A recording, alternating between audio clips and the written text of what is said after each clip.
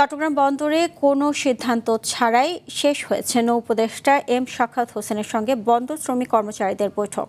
বন্দর ব্যবহারকারী এবং ঊর্ধ্বতন কর্মকর্তাদের সাথে 2 ঘণ্টা বৈঠকের পরও কোনো সিদ্ধান্ত হয়নি। পরে নৌ উপদেষ্টা আন্দোলনের নেতৃত্বে থাকা 2 জনের সঙ্গে বৈঠকে বসতে চাইলেও তারা গ্রেফতারের শঙ্কায় রাজি হননি। এ সময় বন্দরের ধর্মঘট চালিয়ে যাওয়ার ঘোষণা দেন আন্দোলনকারীরা। এর আগে বন্দরের 4 নম্বর গেটে নৌ পরিবহন উপদেষ্টা বন্দর শ্রমিকদের তোপের মুখে পড়েছেন। এ সময় শ্রমিকরা তার গাড়ি বহর আটকে বিক্ষোভ করেন। এদিকে বন্দরের new mooring container terminal NCT পরিচালনায় বিদেশি কোম্পানির সাথে চুক্তির প্রতিবাদে অনির্দিষ্টকালের কর্মবিরতি ডাকা হয়। এ অবরোধে টানা 6 দিন ধরে বন্দরের পণ্য ওঠানামা বন্ধ আছে। এতে প্রায় স্থবির হয়ে পড়েছে বন্দরের সব কার্যক্রম। এটা এমন একটা কোনো বিষয় না যেটার জন্য পোর্টটাকে এভাবে বন্ধ রাখে।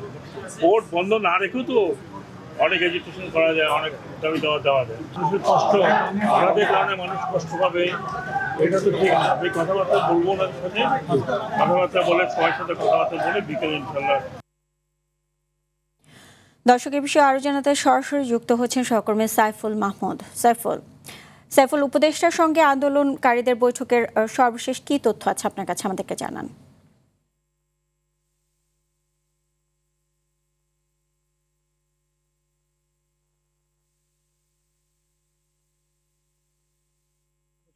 পালন করছেন বন্দর রক্ষা শ্রমিক পরিষদ।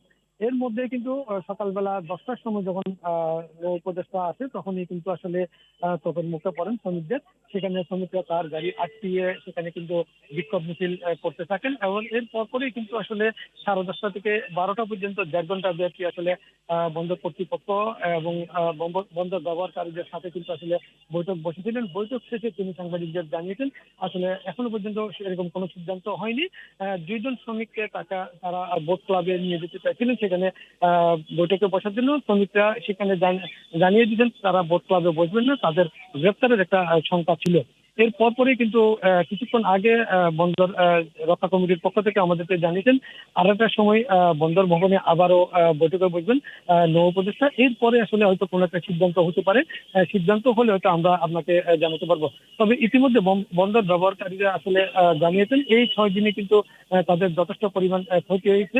বিশেষ করে রপ্তানি যে পণ্যগুলো রয়েছে সেগুলো কিন্তু আসলে রপ্তানি করা যাচ্ছে না এবং একই সাথে বই নম্বরে 149টি জাহাজ কিন্তু খালাসের জন্য অপেক্ষা করছে। তার মধ্যে 35টি কিন্তু আসলে ভোগ্যপণ্য নিয়ে অবস্থান করছে এবং যেই ভোগ্যপণ্য জাহাজগুলো অবস্থান করছে সেগুলো যদি আসলে পণ্য খালাস করতে না পারে আসন্ন রমজানে কিন্তু আসলে পণ্যের দাম বেড়ে যেতে পারে বলে ব্যবসায়ীরা মনে করছেন এবং রপ্তানির জন্য কিন্তু আসলে 13,000 একক কন্টেইনার জাহাজে তোলার জন্য অপেক্ষা করছেন। এই কন্টেইনার গুলো যদি আসলে জাহাজে তুলতে না পারে তাহলে কিন্তু বাইরে রপ্তানি করতে পারবে না। আর এই রপ্তানি পণ্যের টাকার পরিমাণে দাঁড়িয়েছে প্রায় 66,000 কোটি টাকা। যারা বন্দর ব্যবহার করেন বিশেষ করে যানবাহন ব্যবসায়ী বলছেন আসলে সামনে ঈদ রয়েছেন, এই মুহূর্তে কিন্তু তাদের কিন্তু আসলে খুব দ্রুত সময়ের মধ্যে এটার তারা দ্রুত সমাধান চান। তবে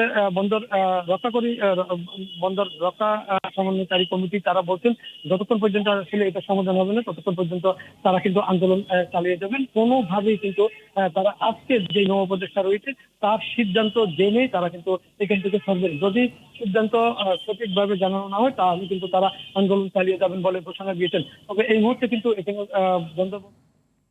ধন্যবাদ আপনাকে।